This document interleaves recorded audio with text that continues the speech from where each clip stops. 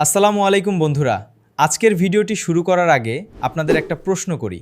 ইউটিউবে ভিডিও দেখতে গেলেই বারবার অ্যাডস এসে কি আপনিও বিরক্ত হয়ে যান? আজ আমি এমন একটি সহজ সেটিংস দেখাবো যেটা অনেকেই জানেন না। তাই ভিডিওটি 1 সেকেন্ডও স্কিপ করবেন না, কারণ শুরু থেকে শেষ পর্যন্ত ধাপে ধাপে দেখালে পুরো বিষয়টি সহজে বুঝতে পারবেন। অনেকেই ইন্টারনেটে বিভিন্ন ধরনের ট্রিক দেখেন, কিন্তু সব ট্রিক কাজ করে না।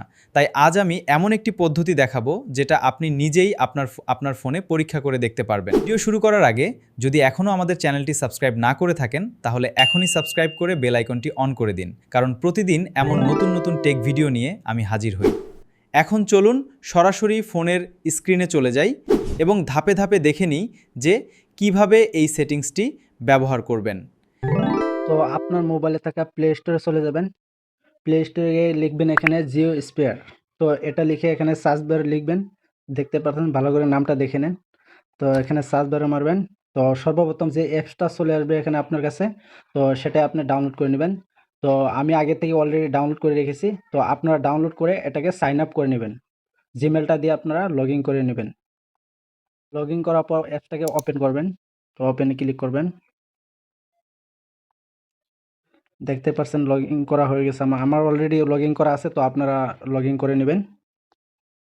তো সেটিংসটা করার জন্য আপনারা নিচে দেখতে পারবেন 3 ডট আছে। তো এখানে ক্লিক করবেন। তারপরে দেখতে পাচ্ছেন সেটিং আছে, সেটিংসে ক্লিক করবেন। সেটিংসে ক্লিক করে হালকা নিচে যাবেন। তো হালকা নিচে যাওয়ার পর দেখতে পাচ্ছেন এখানে দেবেন অ্যাড ব্লক প্লাস, এখানে ক্লিক করবেন। এখানে ক্লিক করার পর সর্বপ্রথম যেটা আসবে অ্যাড ব্লক, সেটা অন করে দিবেন। অন করে দিয়ে ব্যাক চলে আসবেন। বাস, আপনার কাম হয়ে গেছে। কিভাবে গম পাবেন যে আপনার মোবাইলে অ্যাডস বন্ধ হয়েছে কি না? তো সেটা চেক করার জন্য আপনি ইউটিউবে চলে যাবেন। ইউটিউবে এখানে আমি একটা ভিডিও প্লে করে আপনাদেরকে দেখাবো।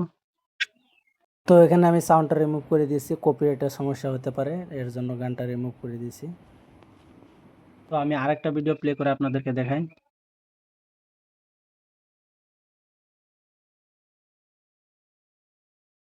ভিডিওটি ভালো লাগলে অবশ্যই একটি লাইক দিন, আপনার মতামত কমেন্টে লিখুন এবং বন্ধুদের সঙ্গে শেয়ার করুন।